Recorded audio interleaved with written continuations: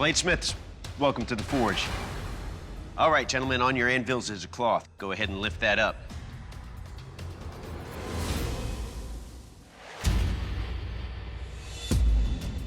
In the first round of competition, you will be making signature blades in your signature style from these slices of elevator cable.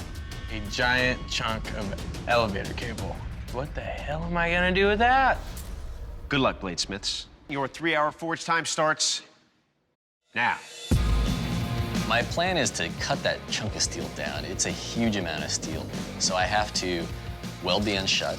I have to get each and every one of those little wires to weld up properly. Otherwise, you get pretty horrible delamination that will spiral through your blade.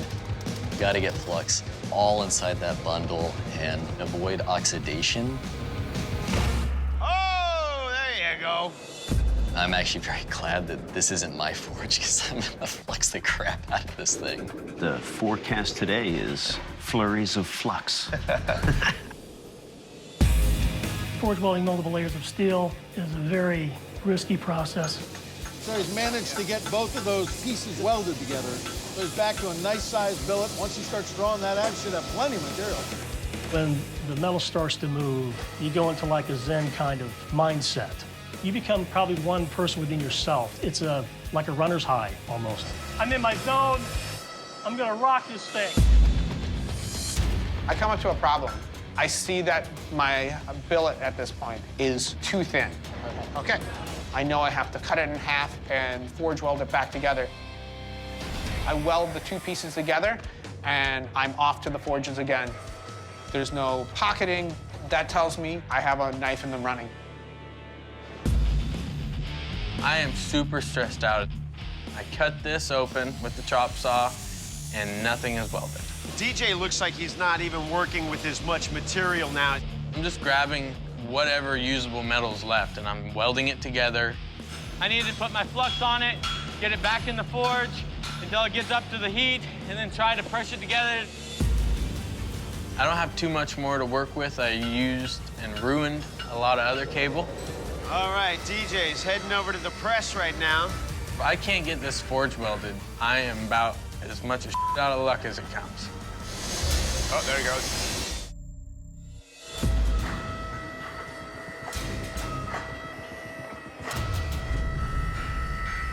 It looks like DJ managed to get a weld. Heck yeah, I finally got something to stick. Is it going? It's sticking. All right, man. DJ seems to be pretty happy with that, so. Yep.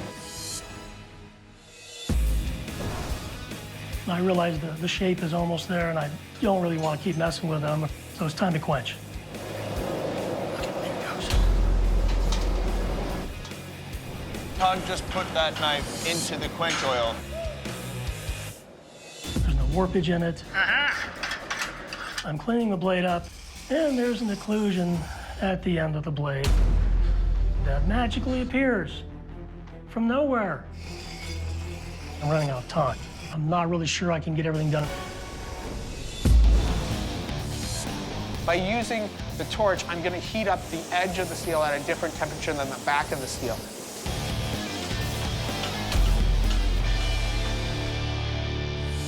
Pull the blade out, and it's straight.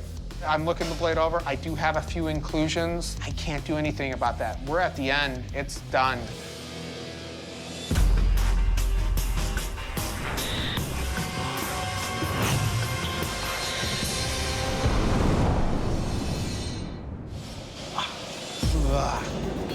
Maybe nothing but cracks at this point. I am worried that I might have cracks. Victory! There you go. All right. It's in one piece and it's straight. I couldn't be any happier. We still have one smith that needs to quench, and by the end of this round, I would really like to see those blades acid edge. And that way we can see that pattern. The main operations left are to go through heat treatment, and a lot of things can go wrong. If there were any delaminations, it could just blow apart in the quench. I pull the blade out, I take a quick look at it, I don't see any cracks. I don't have much time to grind, I still have to etch. 2 minutes! I gotta get this in this acid bath. I can't get the edge cap off. Come on, kid, you can do it. There you go. There you go. Don't mind me. 10, 9, 8, 7, 6, 5, 4, 3, 2, 1. Bladesmiths, shut down your machines, drop your tools, pull your blade out of that acid. This round is over. All right, bladesmiths, while we go into deliberation, please step off the forge floor.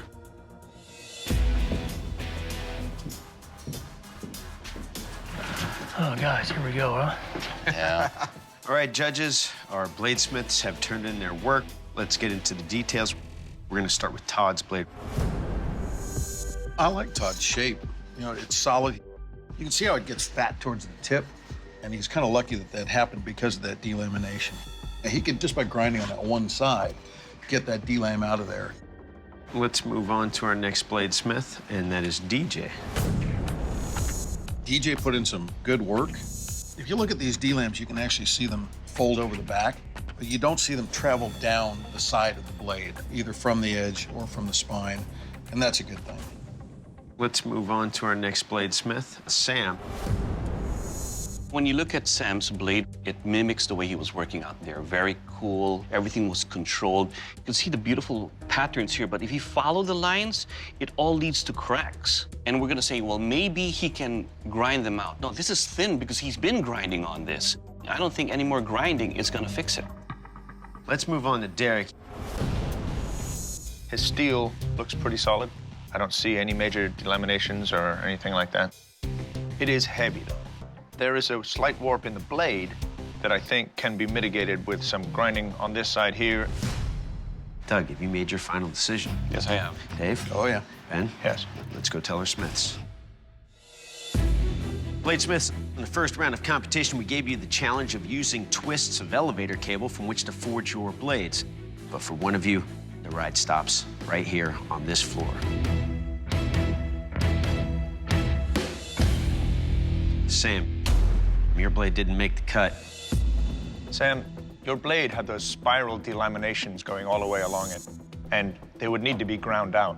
However, your blade is already about as thin as we'd like to see it. It's for that reason we're sending you home. Sam, please surrender your blade. I definitely agree that the judges made a good call on that. Most likely, there was something in the steel or something I put into the steel to cause the delamination. I've learned a lot. I definitely don't feel good about it, but I feel that not all learning experiences are good.